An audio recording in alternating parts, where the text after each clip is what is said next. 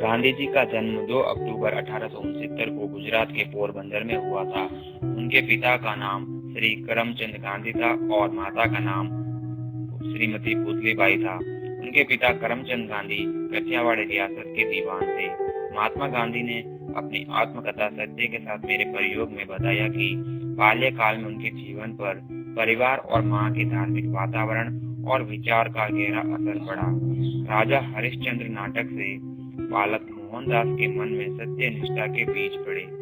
गांधी जी की शुरुआती पढ़ाई लिखाई स्थानीय स्कूलों में हुई।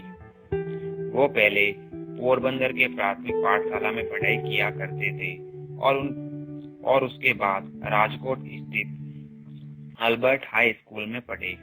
पढ़ाई लिखाई में गांधी जी लगभग औसत थे। सन 1883 में करीब 13 साल की उम्र में उनसे 6 महीने बड़ी कस्तूरबा से उनका विवाह हो गया। गांधी जी ने अपनी आत्मकथा सत्य के साथ मेरे प्रयोग में बताया कि वे शुरू में बड़े ईर्ष्यालु थे और अधिकार जमाने वाले पति थे। हाई स्कूल में पढ़ाई करने के बाद साल 1888 में गांधी जी वकालत की पढ़ाई करने ब्रिटेन चले गए। जून 1891 में वकालत की पढ़ाई पूरी करने के बाद वो फिर इंडिया वापस आ गए। इंडिया में गांधी जी की वकालत कुछ खास नहीं चली। साल 1893 में वो गुजराती व्यापारी शेख अब्दुल्ला के वकील के तौर पर काम करने के लिए दक्षिण अफ्रीका चले गए। गांधी जी के अफ्रीका जाने के बाद उनकी जिंदगी की दिशा ही चेंज हो गई। तकरीबन 23 साल के गांधी जी को तब शायद ही पता होगी वो अपने जीवन के 21 साल दक्षिण अफ्रीका में ही बिताने वाले हैं। गांधी जी रस्किन बॉन्ड और लियो टोल्स्टॉय की शिक्षा से बहुत प्रभावित थे और जैन दार्शनिक राजचंद्र से भी काफी प्रेरित थे। गांधी जी ने दक्षिण अफ्रीका में टोल्स्टॉय फोरम की स्थापना भी की थी। लंदन प्रवास के दौरान ही उन्होंने हिंदू, इस्लाम और ईसाई धर्मों का अध्ययन किया था। उन्होंने विभिन्न धर्मों के प्रमुख बुद्धिजीवियों के संग धर्म संबंधी विषयों पर काफी चर्चा की थी।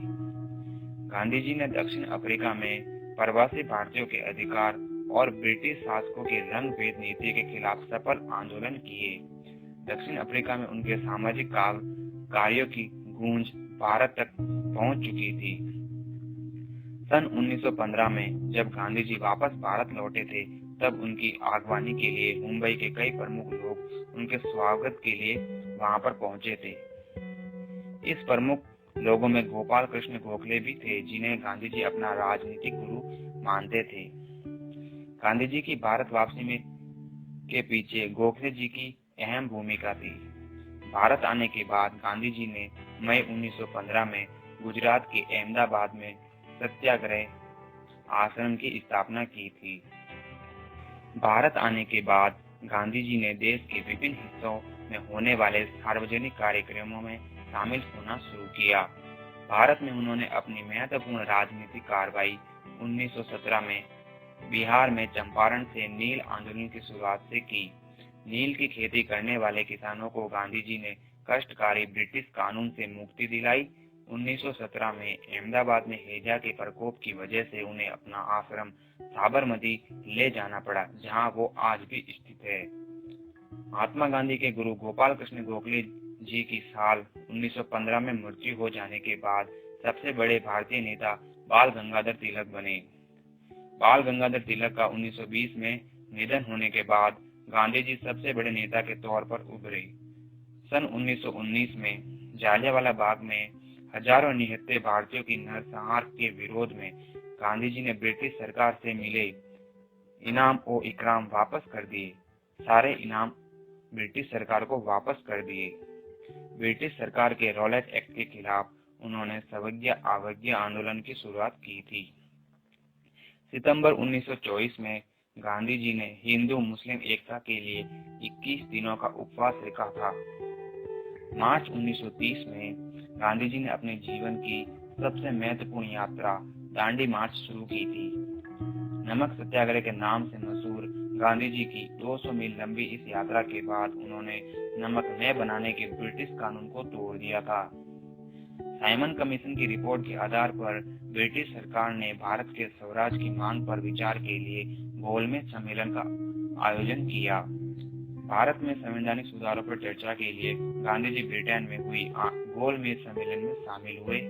गांधी जी ने 1942 में अंग्रेजों के खिलाफ भारत छोड़ो आंदोलन का आह्वान किया। ये आंदोलन ब्रिटिश हुकूमत के ताबूत में आखिरी कील के रूप में साबित हुआ। भारत छोड़ो आंदोलन आजाद हिंद फौज, नौसेना विद्रोह और दूसरे विश्व युद्ध में उपजे हालात के मद्देनजर अंग्रेजों का हौसला पस्त हो गया था। जून 1947 में ब्रिटिश वायसराय लॉर्ड माउंटबेटन ने घोषणा की कि 15 अगस्त 1947 को हिंदुस्तान आजाद हो जाएगा। हालांकि आजादी के साथ ही देश भारत और पाकिस्तान के नाम के दो मुल्कों में विभाजित भी हो गया था। 30 जनवरी 1948 को एक हिंदू कट्टरपंथी नाथूराम गोडसे ने महात्मा गांधी जी की गोली मारकर हत्या कर दी थी। बापू की हत्या की सूचना देते हुए देश के पहले प्रधानमंत्री श्री जवाहरलाल नेहरू ने कहा कि हमारे जीवन की आखिरी रोशनी चली गई। उनके जन्म को विश्व अहिंसा दिवस के रूप में भी मनाया जाता है। ऐसे थे हमारे महात्मा गांधी। महात्मा गांधी को हमारा दिल से प्रणाम।